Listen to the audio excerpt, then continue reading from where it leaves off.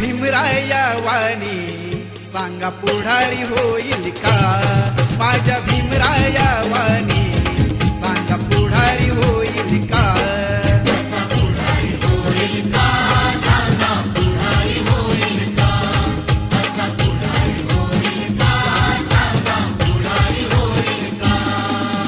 सुज्ञानाचा निर्मळ जरा भीमासारखा माणूस खरा जन्मा येईल का?